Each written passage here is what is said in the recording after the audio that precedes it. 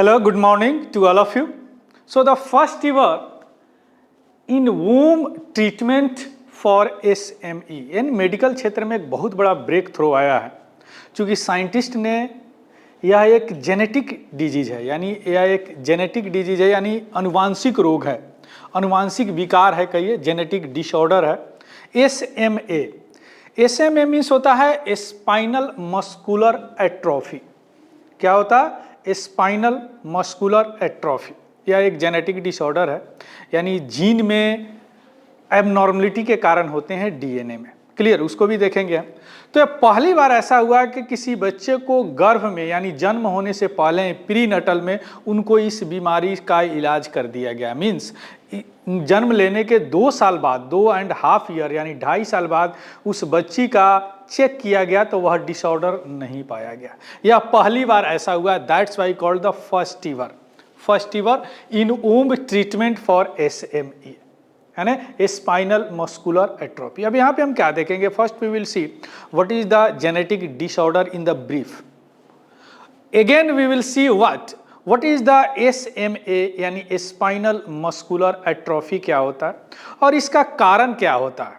Which DNA, which gene are responsible for this disorder, genetic disorder. Clear? उसके बाद में देखेंगे कि इसका क्या फ्यूचर इम्प्लीकेशंस है, यानी इस ब्रेक थ्रो का क्या फ्यूचर इम्प्लीकेशन। एक्चुअली USA में इस तरह का काम किया गया, first ever in womb treatment of the SMA spinal muscular atrophy. Clear? चलिए शुरू करते हैं news. That is 2.5 years old girls, यानी 2.5 साल की एक बच्ची है। So that have shown no sign for the genetic disorder known as spinal muscular atrophy. इसका नाम क्या है? Spinal muscular atrophy, and become the first person in the world to be treated this type of the disorder disease while in the वूम। यानी वह गर्भ में थे तभी इनका इलाज कर दिया गया और ये सक्सेसफुली रहा। यानी जन्म लेने के 2 और 2.5 साल के बाद जिनका चेक ए रिप्रेजेंटेटिव है, वह पिक्चर नहीं है, 2 और 2.5 साल के बाद इस बच्ची का चेक किया गया तो वह जेनेटिक डिसऑर्डर नहीं पाया गया। क्या हुआ? Genetic disorder. नॉर्मली क्या होता है, इस तरह के डिसऑर्डर के साथ अगर बच्चे जन्म लेते हैं तो 2 से 3 साल के बाद वो मर जाते हैं, वो जिंदा नहीं रह पाते हैं। क्यों? अभी अब देखेंगे क्या होता है यह डिसऑर्डर। लेकिन इस बच्ची को 2.5 years के बाद भी जिंदा है और उसके बाद चेक किया गया तो डॉक्टर ने पाया कि यह जेनेटिक डिसऑर्डर है, वह नहीं है उनमें। क्लियर? समझ गए?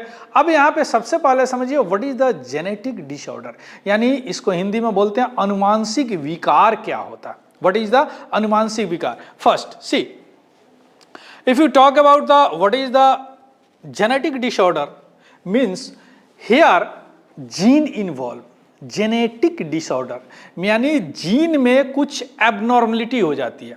We know very well that we have made up of the cell, every cell have the nucleus, inside the nucleus there is a chromosome made up of the DNA, and those functional DNA is called the gene. That gene produce a protein, make a protein, and that lastly protein exhibit the character that every human being, every living animals that exhibit. यानी हमारा शरीर जो है वह cell से बना हुआ है और जो DNA है, cell is the called the building block of the our body, और सेल में DNA होते हैं जो एक तरह का समझिए कि मैनुअल है, हम क्या हैं, कैसे होंगे, किस तरह का बीमारी होगा, हम लंबे हैं, काले हैं, एवरेज हैं, गोरे हैं, ये all's are scripted inside the DNA in a coded manner. 3 billion, more than 3 billion base pair होते हैं, ATCG, एडिनाइन, थाइमिन, गुआनिन और साइटोसिन, इसमें कोडिंग रहता है। और वह कोडिंग जो कुछ फंक्शनल DNA होते हैं जो जिसको जीन बोलते हैं, दैट प्रोड्यूस ए प्रोटीन, और वही प्रोटीन जो है कैरेक्टर एग्जिबिट करता है हमारे शरीर में।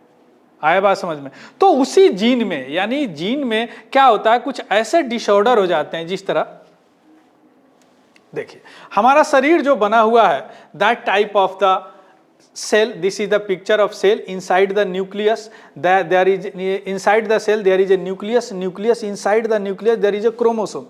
We have 23 pair chromosome. Clear? 23 pair यानी 46 Out of 46 to 23 borrowed from our mother side and other from father side, यानी 23 माँ के साइड से आता, 23 फादर के साइड से आता, दोनों मिलके हम एक बन जाते हैं 46। क्लियर।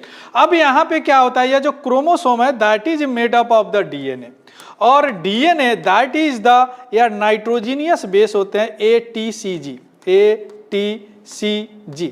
क्लियर, यानी adenine, थाइनिन, guanine, cytosine. Clear.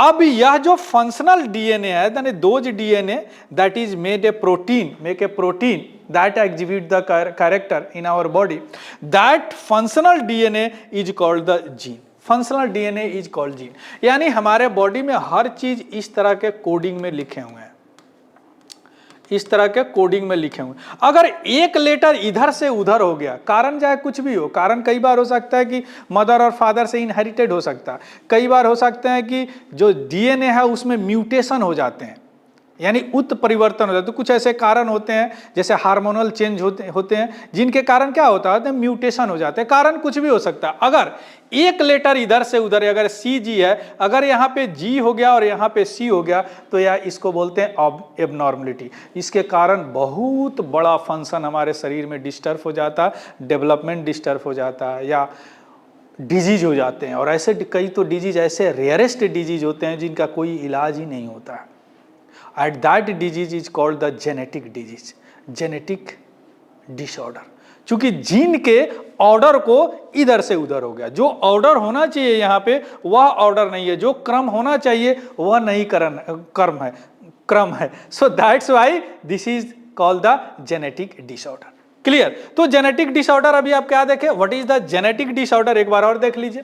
So genetic disorder is what, genetic disorder is the disease caused by abnormality, यानी असामान्यकरण, in Hindi called, in an individual DNA, यानी जिस व्यक्ति का डिजीज के बारे में बात कर रहे हैं, that have the DNA, you know very well, more than 3 billion base pair of the DNA, है ना।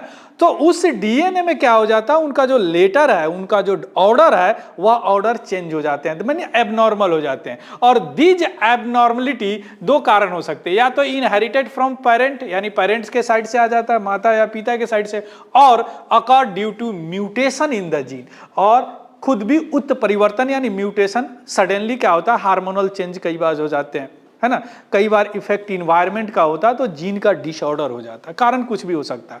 That is the genetic disorder that affect how body develop and function, you know very well, that is gene is the responsible for development and function inside our body, leading to the wide range of the health issue, जिसके कारण बहुत बीमारियां हो जाते हैं gene के कारण, gene के म्यूटेशन के कारण। म्यूटेशन दो तरीके से हो सकते हैं, या तो इनहेरिटेड फ्रॉम पेरेंट्स, मदर या फादर किसी से आ सकते हैं, या म्यूटेशन यानी उत्परिवर्तन के कारण हो सकते हैं। तो that is called genetic disorder, that is called, यानी जीन के ऑर्डर में डिसऑर्डर हो जाता है, ऑर्डर जो है डिसऑर्डर हो जाता है। Clear. So this is the what is inside our cell. अभी समझाने के लिए थोड़ा सा फिगर का इस्तेमाल किया हमने। अब यहां पे यह समझिए, you know very well, what is the genetic disorder. अब जेनेटिक डिसऑर्डर का यह बीमारी है दैट इज कॉल्ड SMA, यानी स्पाइनल मस्कुलर एट्रोफी। तो व्हाट इज द SMA, यह क्या होता है, या कौन सा जीन है जो डिसऑर्डर हो जाता है, और इसको होने से क्या शरीर में किस तरह का विकार, किस तरह का डिजीज होते हैं शरीर में, कि कोई बच्चा जन्म लेने के 2 से 3 साल के बाद मर जाता है बिकॉज ऑफ दिस डिजीज। और डॉक्टर ने कौन सा ऐसा या मेडिसिन का इस्तेमाल किया कि गर्भ यानी जन्म होने से पहले प्रीनेटल में ही उस बेबी को ठीक कर दिया गया, और वर्ल्ड में पहला है, फर्स्ट ईवर। सो फर्स्ट ईवर हमेशा फर्स्ट ही रहता। Clear. C what is the spinal muscular atrophy, या क्या होता है, यानी SMA क्या होता है। देखिए यह एक सीवियर जेनेटिक डिसऑर्डर है, बड़ा ही गंभीर जेनेटिक डिसऑर्डर है, अनुवांशिक विकार है, that affect the motor neuron, यह मोटर न्यूरॉन के अफेक्ट करता है। देखिए हमारे शरीर में कोई भी अगर मोटर मीन्स गतिशीलता से संबंधित है, तो उसके लिए एक अलग न्यूरॉन होता है, एक बैच ऑफ न्यूरॉन होता है, जो नॉर्मली उसको इंस्ट्रक्शन कहाँ से आता है, मेरुदंड, स्पाइनल से आता है। जैसे मान लीजिए कि हम हाथ उठा रहे हैं, इस पेन को लिख रहे हैं, हम चल रहे हैं, हम घूम रहे हैं, हम खाना खा रहे हैं, है ना। यह क्या है, ये सब मोटर न्यूरॉन का काम होता है। यानी अगर मुझे यह पेन उठाना है और यहाँ पे लिखना है तो that is the signal given to the spinal cord. यहाँ स्पाइनल कोड को यह सिग्नल जाता है कि भैया इसको पेन को उठाना है। अब यह मैं पेन उठा के यहाँ पे लिखूंगा, है ना। यह एक इतना फास्ट होता है कि आपको समझ में नहीं आता, but that is the given the signal from the brain to the spinal cord. This type of the neuron here is also spinal cord and this spinal cord again given the information to the muscular this muscles को। मान लीजिए इस muscle से हमको करना है तो इस मसल्स को यह इंफॉर्मेशन देगा कि पेन पकड़ो, तो मैं पेन पकड़ूंगा और इसको लिखूंगा। आया बात समझ में। सो that is called the motor neuron, यानी कोई भी गतिशीलता से रिलेटेड है, that is called motor neuron. तो इसमें क्या होता है, स्पाइनल मस्कुलर एट्रोफी में मोटर न्यूरॉन जो है डिस्टर्ब हो जाता है। यानी जो इंफॉर्मेशन ब्रेन से किसी भी मसल्स को दिया जाता है वह मसल्स के पास पहुंच ही नहीं पाता है। आप बात समझ में। यानी मसल जो प्रोटीन बनाते हैं वह प्रोटीन बनाई, या जो न्यूरॉन जो मेरुदंड में है या एक प्रोटीन बनाते हैं, ये प्रोटीन से इंफॉर्मेशन पास होता है ना। अब यह बना ही नहीं पाते हैं तो होता क्या है कि motor neuron responsible for the controlling movement, motor neuron के कारण अभी आप समझे तो क्या होता है, मसल्स धीरे धीरे कमजोर होने लगते हैं। जिस मसल्स का इस्तेमाल नहीं होगा, मान लीजिए कि मेरा हाथ है, अब ये हाथ उठ ही नहीं रहा। वाई? बिकॉज यहाँ पे जो ब्रेन से इंफॉर्मेशन आ रहा है इस मसल्स को उठाने के लिए मसल्स के पास पहुंच ही नहीं रहे। तो क्या हो जाएगा, धीरे धीरे धीरे धीरे धीरे क्या हो जाएगा, ये मसल्स कमजोर हो जाएगा या हाथ काम नहीं करेगा, क्योंकि इस मसल्स का कोई उपयोग नहीं हो रहा। क्यों? क्योंकि इस मसल्स जो है यहाँ से जो न्यूरॉन से जो इंफॉर्मेशन जाना चाहिए वह किसी न किसी कारणवश ब्लॉक हो गया, नहीं जा पा रहा। तो ये मसल्स क्या हो जाएगा, कमजोर हो जाएगा। यानी धीरे धीरे धीरे धीरे धीरे धीरे सारे मसल्स कमजोर हो जाएंगे और लास्ट में क्या होगा, उस बच्चे को चल नहीं पाएगी या स्वेलिंग, इवन वो खा भी नहीं पाएगी। ये भी तो मूवमेंट है। आप जो चेविंग करते हैं, भोजन करते हैं तो मुंह चलाते हैं, निगलते हैं, that is also movement, that is also responsible. Motor neuron ही इसके लिए रेस्पॉन्सिबल है। तो वह निगल भी नहीं पाएगी और ब्रीदिंग भी नहीं पाएगी, क्योंकि it is also a motor neuron. सांस लेते हैं, ये भी मोटर न्यूरॉन का काम होता है और लास्ट में वह बच्ची मर जाएगी। धीरे धीरे धीरे धीरे सारे वीकेंड होने के मर जाएंगे। हालांकि केस बहुत कम होता, even the out of 10,000 birth एक होता है इस तरह के बीमारी से ग्रसित, दैट इज कॉल्ड क्या, SMA, spinal muscular atrophy. Clear? और जेनेटिक कॉज होता है जिनके कारण इन्फांट और चाइल्ड मोर्टालिटी है ना, लीडिंग होता है ना, मर जाते हैं, चाइल्ड इन्फांट में ही मर जाते हैं, 2 से 3 साल में ही मर जाते हैं। तो ये हो गया स्पाइनल मस्कुलर एट्रोफी। अब यहाँ पे एक चीज निकल के आ रहा, what is the name of that gene that responsible for this SMA, यानी स्पाइनल मस्कुलर एट्रोफी के लिए कौन सा जीन जिम्मेदार है, यानी किस जीन में डिसऑर्डर हो जाते हैं। Because every activity responsible to the every one gene, प्रत्येक जीन को एक एक्टिविटी के लिए रेस्पॉन्सिबल माना जाता है। अब तो हमारे पास जेनेटिक सीक्वेंस आ गया, हम लोग डिसाइफर भी कर लिए हैं कि किस तरह के बीमारी के लिए कौन सा जीन रेस्पॉन्सिबल है। If you have heard the name of जियान कुई, that belongs to the China के एक साइंटिस्ट है, उन्होंने एक बेबी को जन्म दिया by the help of the CRISPR-Cas9 technology, और उनको क्या किया कि उनके जीन को इस तरह मॉडिफाई किया कि that is the innate, यानी जन्म में कभी भी, जन्म के बाद उनको कभी भी HIV नहीं हो सकता।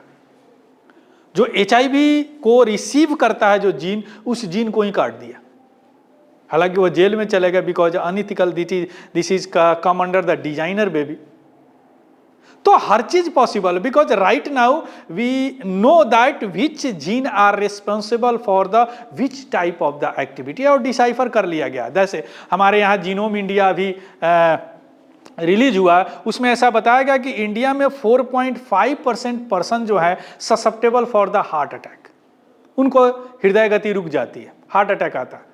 क्यों? जो कि हार्ट अटैक के लिए जो जीन रेस्पॉन्सिबल है उसमें एबनॉर्मलिटी ज्यादा दिखी है, यानी वह जीन जो हार्ट अटैक जल्दी करवाता है वह 4.5% में ज्यादा मिले। इसी तरह रीजन वाइज भी पता चल जाता है कि इस पॉपुलेशन में किस तरह का जीन है, इस पॉपुलेशन में किस तरह का जीन है, यानी जीन ही रेस्पॉन्सिबल होता है ईच एंड एवरी एक्टिविटी के लिए।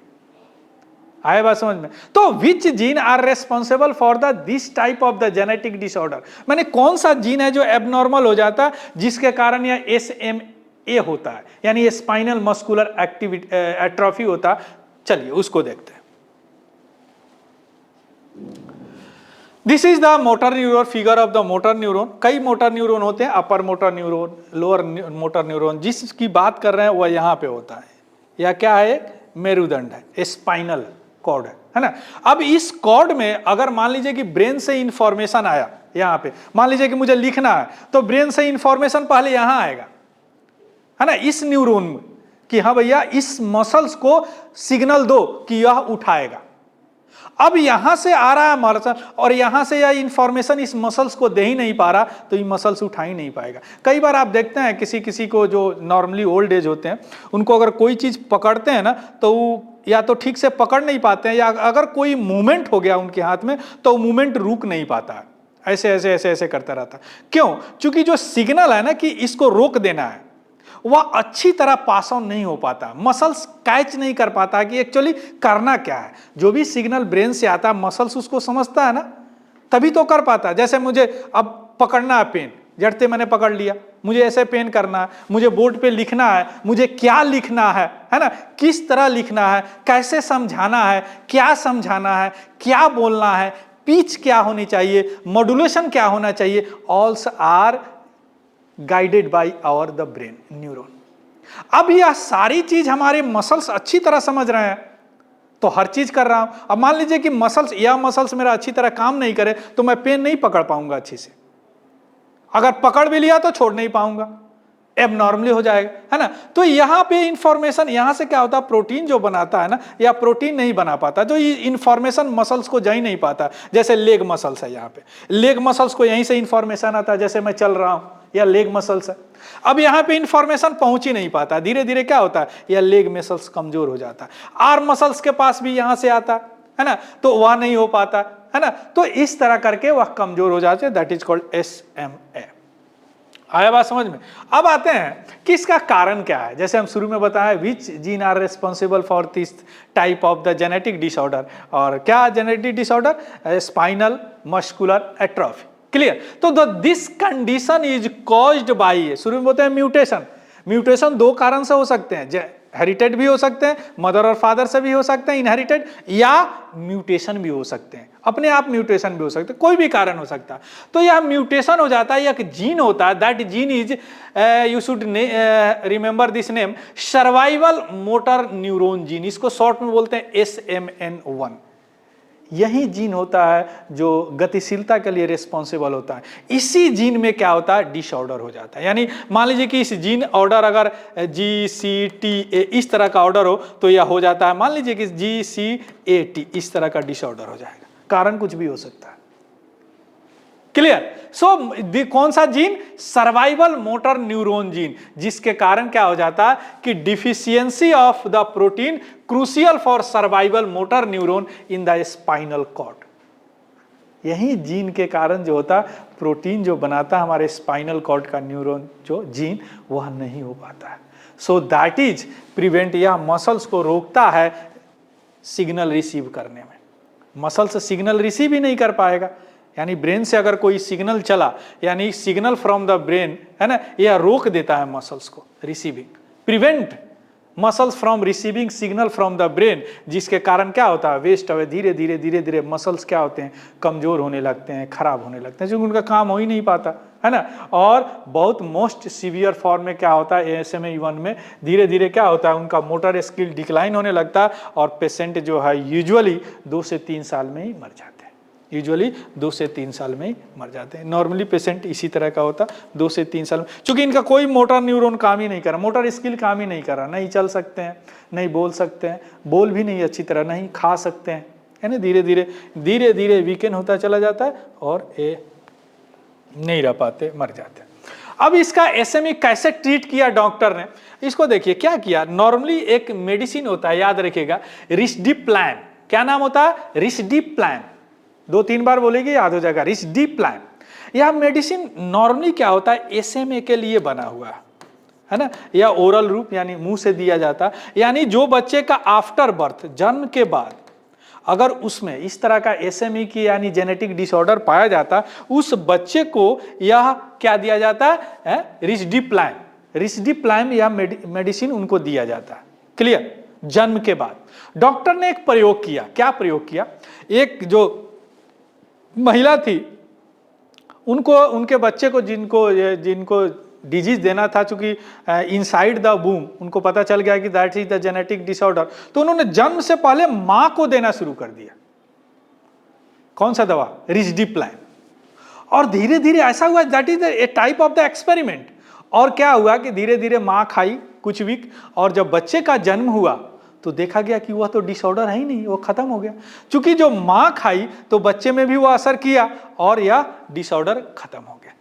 यानी फर्स्ट टाइम है ना, डॉक्टर जो है डिसाइड किया कि प्री नटल ट्रीटमेंट किया जाए। ट्राई प्री नटल यानी जन्म से पहले बच्चे में, और aiming to prevent nerve damage before birth, जो नर्व डैमेज होते हैं, न्यूरोनी डैमेज होते हैं, करने के लिए, और यह सक्सेसफुल रहा। तो इस तरह उन्होंने ओरल ड्रग है रिस्पिडलाइम, है ना, याद रखिएगा क्या है। अब इसका फ्यूचर इंप्लीकेशन क्या हो सकता है? यानी भविष्य में तो यह एक तरह का दरवाजा खोल दिया, ग्राउंड ब्रेकिंग अचीवमेंट है, चूंकि open the door for the larger study to assess the effectiveness of the prenatal SMA treatment. SMA treatment, SMA बीमारी बहुत बच्चे को है ना, तो यह एक ट्रायल किया, कंफर्म कर दिया। और यह एक जेनेटिक डिसऑर्डर तो है नहीं, so many type of the genetic disorder. तो इस तरह का जो एक्सपेरिमेंट है, और भी जेनेटिक डिसऑर्डर पे हम क्या एक्स्ट्रापोलेट कर सकते हैं। सो that is called the future implication, यानी जेनेटिक डिसऑर्डर एक strategy for the genetic disorder बन गया। क्लियर? सो इस तरह आने वाला समय में हो सकता है कि SMA से जो ग्रसित बच्चे हैं उनको ठीक किया जा सके जन्म से पहले। Clear? So this is all about the what we call here in the SME, first ever in womb treatment of the SME. Clear? This is very, very important for your health and disease first, and for your biotechnology, because here gene is involved in the medication. Clear? So thank you. Have a good day and happy learning. Thank you very much.